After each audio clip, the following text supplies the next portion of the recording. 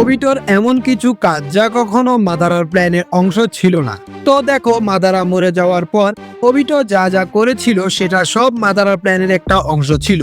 But তারপরও Obito কিছু এমন কাজ করেছিল যা ওবিটোর পার্সোনাল ম্যাটার ছিল, যেমন উচিয়া ম্যাসাকারে ইটাচির সাথে মিলে ইচিয়া ক্ল্যানকে শেষ করে দেওয়া, যা কখনো মাদারার স্ক্রিপ্টে ছিল না। বরং মাদারা তো এটা চাইতো যে পুরো উচিয়া ক্ল্যান মাদারার প্ল্যানে সামিল হোক, যাতে তার ড্রিম ইনফিনিট সুকিউমি কাস্ট করার জন্য সবাই সাহায্য করতে পারে। এবং দ্বিতীয় কাণ্ড এটা যে ইহাইকোকে মেরে আকাতসুকিকে ভিলেন অর্গানাইজেশন বানিয়ে দেওয়া, এবং এটাও মাদারার প্ল্যানের অংশ ছিল না। বরং মাদারা তো এটা চাইতো যে সব টেলবিস্টকে কালেক্ট করে সঠিক টাইম আসলে নাগাটোকে ম্যানিপুলেট করে মাদারাকে আবার জীবিত করানো হবে। এবং তৃতীয় কাণ্ড এটা যে সে ফোর্থ মিজুকাগে ইয়াগুরা কারাতেচিকে 10 বছর পর্যন্ত গেনজুৎসুর মধ্যে রেখে তাকে টর্চার করেছিল।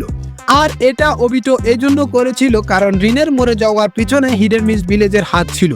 আর তোমাদের কোনো কিছু জানা থাকলে আমাকে কমেন্টে জানাতে পারো।